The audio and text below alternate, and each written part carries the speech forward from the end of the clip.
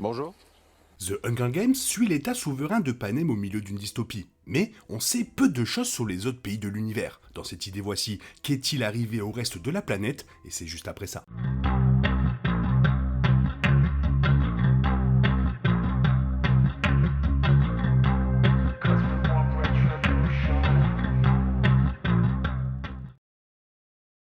Basée sur la populaire série de livres de Suzanne Collins, la franchise de 5 films se déroule à Panem, une société fictive contrôlée par un gouvernement fédéral connu sous le nom de Capitole. Plusieurs districts périphériques entourent la ville riche qui abritait les citoyens du Capitole, qui fournissent des services et des biens en échange de protection tout en soumettant les citoyens de ces districts au brutal tournoi annuel des Hunger Games. Parce que les livres et films se concentrent sur les expériences de Katniss Everdeen, l'accent est mis principalement sur le district 12 de Panem. Bien qu'il y ait plusieurs personnages clés dans les histoires qui viennent d'autres districts, très peu de temps est consacré à leur exploration. La connaissance de Katniss du monde extérieur à Panem est mince. Elle fait seulement allusion à la tragédie qui a frappé le monde avant sa naissance, tandis que la vérité sur les autres pays et leur histoire reste un mystère beaucoup plus grand.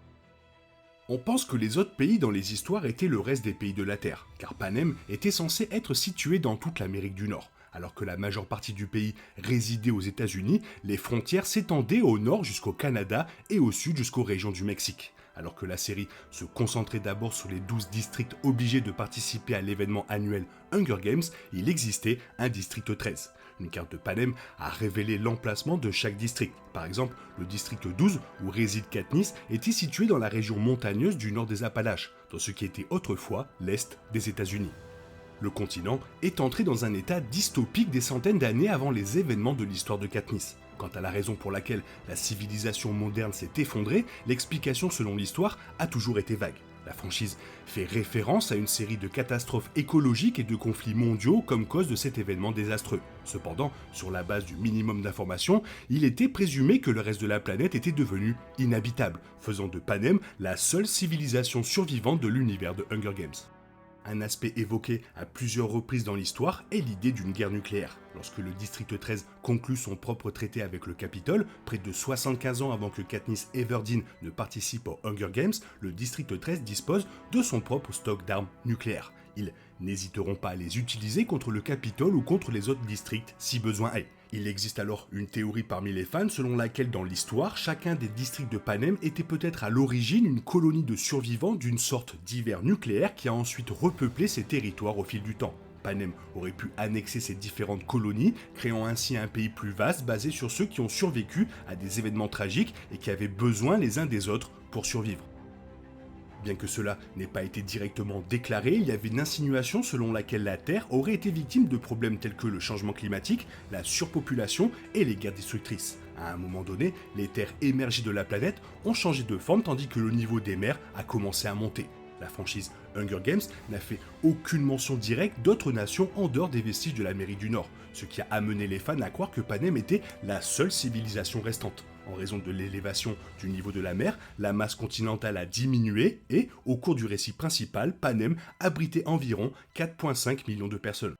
Il est sûrement possible que Panem, la seule nation survivante, ait été le seul continent habitable après l'effondrement de la civilisation moderne. Mais il est important de se rappeler que l'histoire a été racontée du point de vue de Panem. Katniss a servi de narratrice, mais sa connaissance de l'histoire de sa nation et autres aurait pu être faussée par le Capitole. Katniss est même limitée dans sa connaissance des autres districts de Panem. Il est plausible que d'autres sociétés aient survécu aux événements désastreux survenus dans d'autres parties du monde de la même manière que l'Amérique du Nord et la création de Panem. L'histoire implique facilement qu'en l'absence de voyage et de communication en dehors du continent, les citoyens de Panem n'auraient jamais appris la vérité sur le monde extérieur.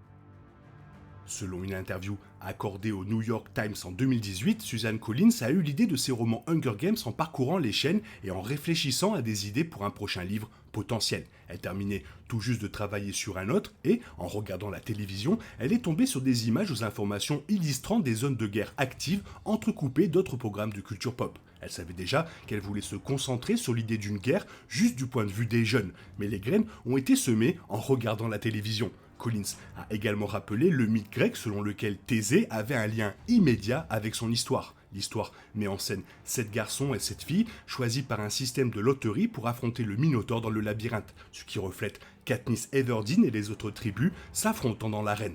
Elle s'est inspirée de The King Must Die de Marie Renaud avec l'idée du labyrinthe étant plus une arène qu'un labyrinthe dans lequel les adolescents devraient entrer comme sacrifice. La structure de Panem s'inspire moins de la mythologie que de l'histoire du monde réel. Collins s'est inspiré des 13 colonies originales des États-Unis pour les 13 districts de Panem.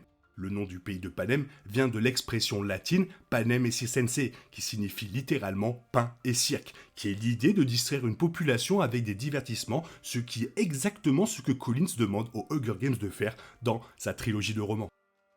L'histoire des autres pays dans les histoires de Hunger Games était un mystère que les lecteurs et le public n'étaient apparemment jamais censés connaître, mais la trame de fond pouvait toujours exister. Dans la même interview de 2018 avec le New York Times, Suzanne Collins a parlé de la longue histoire et des histoires qu'elle a écrites autour des premiers livres dont aucune n'a été publiée et dont elle n'a pas révélé les détails publiquement. Elle a dit « J'ai un monde d'informations sur les personnages qui n'ont pas été inclus dans les livres. Avec certaines histoires révélatrices, cela pourrait être super cool. Mais dans le cas de The Hunger Games, je pense que ce ne serait qu'une distraction à moins que cela ne fasse partie du livre, d'un nouveau conte dans le monde de Panem. Le fait que Collins elle-même aborde la possibilité d'explorer ces nouveaux détails dans une histoire future au sein de cet univers est certainement passionnant. Elle a déjà montré sa volonté de revenir à la mythologie avec son roman préquel. Avec ce roman maintenant adapté en film, il y a un regain d'intérêt pour la franchise, ce qui pourrait motiver davantage Collins à revenir dans la franchise avec une exploration de ces mystères non résolus. Cela se ferait très probablement via un autre préquel, mais il est possible qu'une suite directe des films The Hunger Games révèle la vérité sur les autres pays et peut-être qu'ils existent toujours. Avec l'adaptation cinématographique du livre précédent de Collins, La balade du serpent et de l'oiseau chanteur, il aurait pu être possible d'aborder directement la question de ce qui est arrivé au reste du monde. Étant donné qu'une grande partie de l'histoire se concentre sur le séjour du jeune président Snow à l'académie du Capitole, on aurait pu voir une histoire mondiale plus accessible qu'elle ne l'est devenue du vivant de Katniss. Après tout, si Snow était un leader aussi puissant qu'il a toujours semblé, il serait logique qu'il ait une connaissance plus approfondie et plus précise du sort du reste du monde. Cela aurait pu ajouter du contexte et un poids dramatique à l'existence de Panem. Comme l'histoire préquelle de Snow se déroule 65 ans avant que Katniss ne prenne position dans l'arène de Hunger Games, il n'est lui-même qu'un adolescent, mais il devient le mentor de l'un des 10e tribus annuelles de Hunger Games, Lucy Greybird. Ce qui est intéressant à propos de Lucy, c'est qu'elle est issue d'une famille de Covi, des musiciens itinérants venus de l'extérieur de Panem et qui voyagent entre les différents quartiers. Selon le roman, les Covi gagnent leur vie en tant qu'artistes, voyageant à l'époque de la première rébellion contre le Capitole. La famille de Lucy s'est installée dans le district 12 sans choix, mais elle n'en était pas originaire. S'ils gagnent leur vie en tant qu'artistes itinérants, il y a de fortes chances qu'il y a encore des gens vivants en dehors de Panem. Même si le récit n'en parle jamais, le film aurait pu étendre le monde au-delà de Panem, même si le roman laisse des détails vagues. Voilà, je trouvais ça très intéressant de parler de ce qui se passe en dehors de Panem, car c'est vraiment très intriguant. Toi, qu'est-ce que tu en penses? Fais-le moi savoir dans la zone commentaire. Sinon, il est temps pour toi de reprendre le cours normal de ta vie. Bien sûr, on se retrouve bientôt pour une nouvelle vidéo. Bisous bisous, bye bye. Oh yeah, we want retribution. Oh yeah, we want retribution.